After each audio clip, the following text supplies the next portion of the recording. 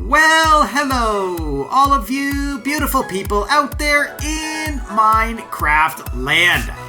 How are you today? I am fantastic. I'm a little snowed in, but yeah, I'm a little fantastic. Thanks for asking.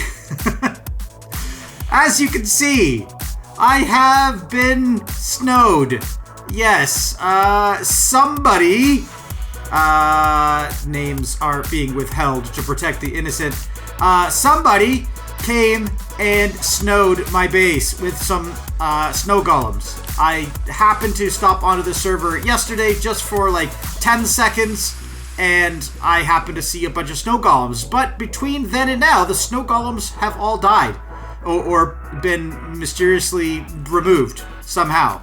But the snow, the evidence, is still here, so I'm going to have to clean this up, which is, you know, going to be a little bit of a challenge. Not too bad. I mean, I was just thinking I could use water, but if I dump water out, it's going to destroy all these torches, so it's probably going to have to be done by hand. But anyway, that is a project for a little bit later, because right now, I need to zip over to Circle Cove and I just need to do a little project that I promised Ironite I would take care of last week. And here we are back at Circle Cove, where we are about to embark on a project that we talked about in the last episode. So let me just get down here onto the bow of this ship, place down a bed, because I think this is going to take more than one Minecraft day to do. I'm going to place down my shulker box there, with a bunch of stuff in it, and I'm not even going to show you what's inside that shulker box. You're just going to have to wait until I start building. So,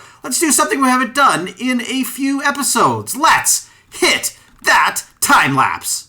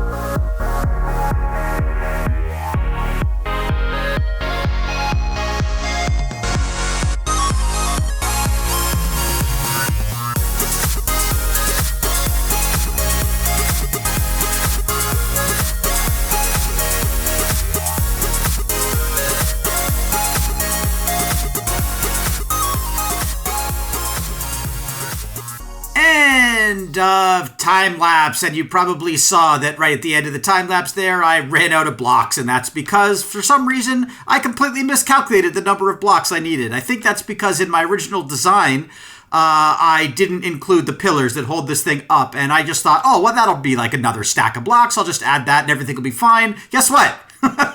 Wasn't fine. So yeah. And then I went back, fixed that, made it all beautiful, and then I realized, you know what, it needs something. So I added the corners, and then I realized that I had miscalculated the one side of it, and it was all janky. And anyway, there it is. It's all fixed now. As the sun goes down over the brink of Circle Cove, you can see sand provided by Power Incorporated. Just like the deal we made in the last episode, and if you had a keen eye during the time lapse, you may have noticed that I accidentally put the O down at the end of the word sand. So it said Sano. And then I had an extra D in my inventory and I couldn't figure out what the heck had happened. So and I was missing the O. So anyway, I fixed it. It's all good. Sand provided by Power Inc. I hope Ironite likes what we've done to Circle Cove. And now that the Power Incorporated sign is all up and looking pretty in Circle Cove, it's time for me to clean up this mess. So I guess I'll do that very quickly.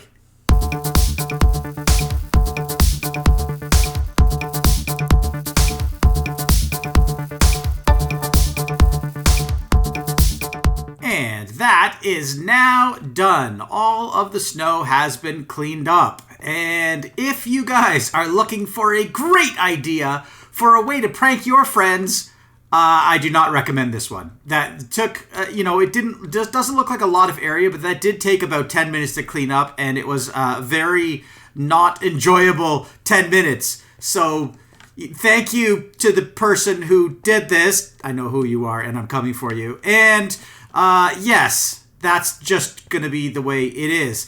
Hey, guess what? There is something else I've been wanting to talk to you guys about, because I helped with cyber, and we were actually looking at the post office the other day, and we decided to do an upgrade and move it to outside, and I can actually see that my light is on, so I have mail. So let's go check that out.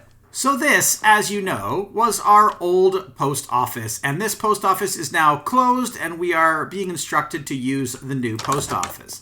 The reason it's closed, well, because we had an idea. Actually, Cyber had a really good idea, and I thought, you know what, I'm going to take him up on that idea, because I really liked what it sounded like. So let's take a quick look. And so this is the new post office, and to be honest with you, it's, I don't think, finished at the moment. We had this idea to do kind of an open-air design, and then the thought was, well, maybe we'll put a building around it later. Right now, there's a bunch of redstone, sticking out the back, so at the very least, this needs to be covered up. I'm hoping one of the other Igniter server members decides to kind of take this on as a project and maybe decorate it a little bit better. I am not the best with building and decorating and color palettes and stuff like that. That my mind just kind of does not work in that way. So this was the best I could come up with. A few, stairs, everything spruce, as you can see, some spruce trapdoors to hide the hoppers that are behind, and the chests. But of course, the most important feature here are the beacon beams. And these are going to function pretty much exactly the same way that the redstone lamps in the other post office worked, and that is when you have mail, your particular lamp, or in this case beacon, will go on. So what's really cool about this is that you can... That was really weird up there. I felt like that chicken or whatever was just like on a trolley or something. It doesn't really matter. Anyway, when you see your beacon beam is on, it means you have mail. And what's really cool about the beacons is that you can see them from really far away. So even if I'm in VidMC Tower, for instance, or way over at the Power Box building, I'll be able to look over here, see my lime green beacon, and know that I have mail. So let's see what's in my box. Looks like a buried treasure map. Okay, this is a non-filled in buried treasure map, so maybe we can figure out where this buried treasure is. Maybe we just wait until the rain has stopped. Okay, looks like this treasure is slightly south and slightly west, so if we fly in this direction, we should come across it. Looks like I am a little bit more south than I need to be, so I need to start going west. Oh, I see a sunken ship over here. What do you want to bet? This is where the treasure map actually came from. And the map is starting to fill, which means I am on the right track for finding this buried treasure. Looks like I'm on the map, and the treasure is going to be pretty much right here. What's here? There's a sandbar. It's an underwater sandbar. I've actually literally never seen a buried treasure buried in the middle of the ocean like this. Interesting. Okay, so let's use the trick. So we just position ourselves at 9, 9, and then we dig straight down. And there it is. There's the treasure. In case you didn't know, just look for that chunk indicator, 9, 9. It's 9 something 9, and you will always find your treasure when you dig straight down.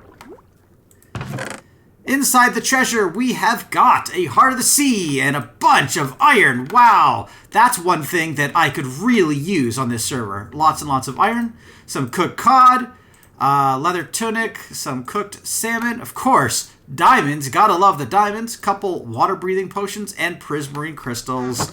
Lots of things that I kind of have, but yeah, that's cool.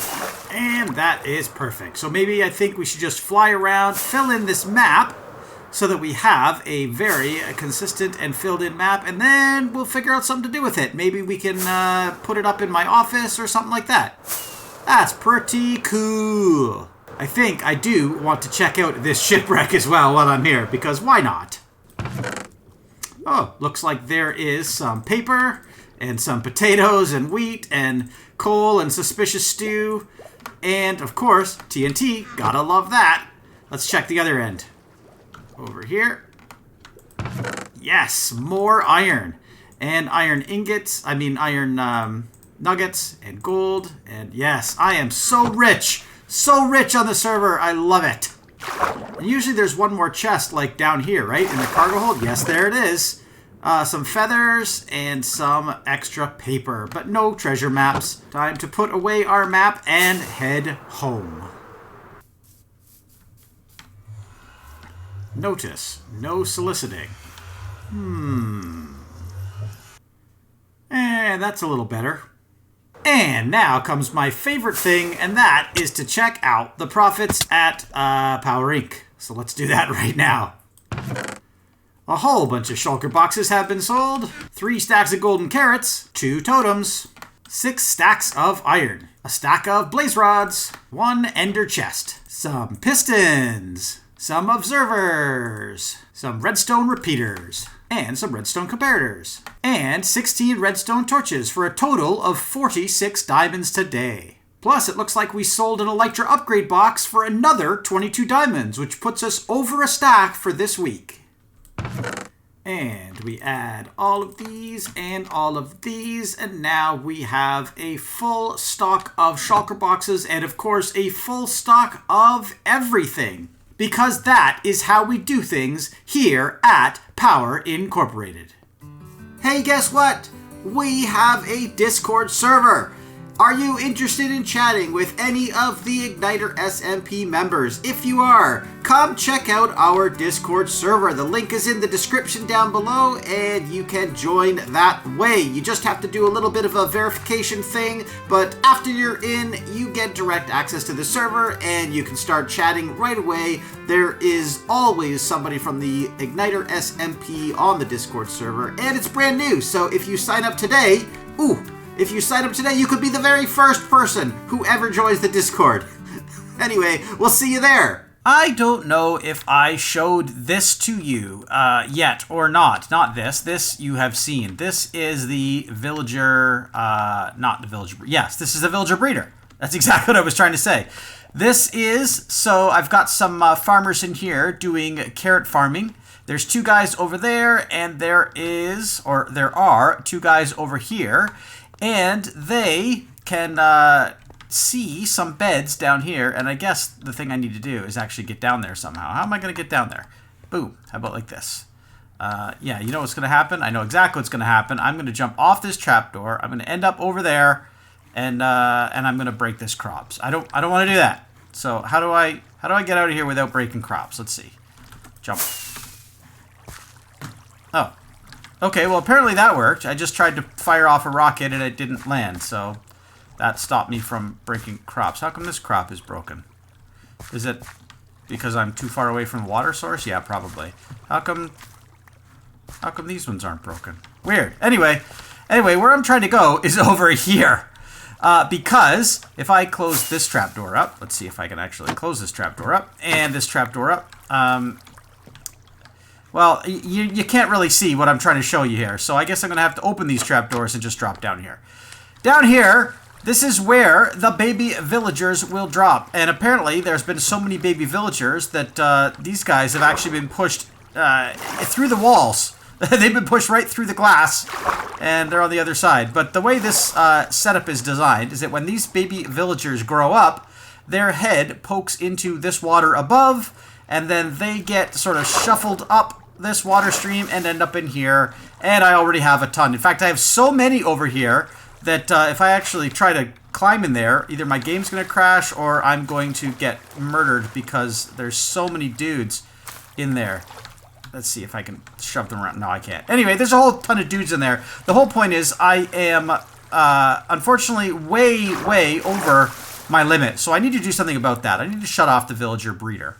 And that should be as simple as just putting a few blocks here. 1, 2, 3, and there. Now my villagers can no longer see the beds, and so they should no longer be able to breed unless for some reason they can see the beds through this corner. I'm just gonna have to wait and see if I end up with, you know, villagers around this area, but hopefully that won't happen. The real question, of course, is what am I going to do with all of the villagers that are up in this area that you can kind of see up there in the background of my shot? Well, I have a big plan, and it involves more of the area that's down here, and actually not even this area. Specifically, it's going to involve the area that is underneath all of this. And really? Am I going to fly all the way down here in third person without injuring myself? That's actually, I've impressed myself there. Yeah, anyway, down in the area that is one layer below this. Let's see if I can actually do this in third person too. There we go. And nope. Nope, I'm just down. Yep, this area right here. There, see that? That beautiful non-magic edit that I just did there that brought me up to this area. Anyway, I have some big plans for this area. I may have mentioned this in a video before, but I'll kind of mention it again just to kind of remind you, because it's still on my mind to do. And I think if I talk about it, that means I'm a lot more likely to actually follow through and get it done. So the area that I'm standing on right now, this is actually gonna be reserved for some redstone. So I'm going to put another floor, and you can actually see where there's like a little lip right behind me there. So this deep slate above me is going to become the floor that the villagers actually stand on. And then down in this area, there's going to be some redstone to pop those villagers up and down away from zombies and things like that to get them cured and whatever. And I have room for a lot of villagers in this space, and that's exactly what I'm going to do. Villagers 360 degrees around this space. So at some point, I am going to have to figure out how to get the villagers from my breeder all the way down to this area safely, and it's probably going to involve a big gravity drop thing. But I'm smart. I'm sure I can put some water at the bottom and make sure that none of my villagers actually take any damage when they fall. And as you can see, I have changed out of my armor, so something must be different. And that, my friends, is where I am going to end the video for this week.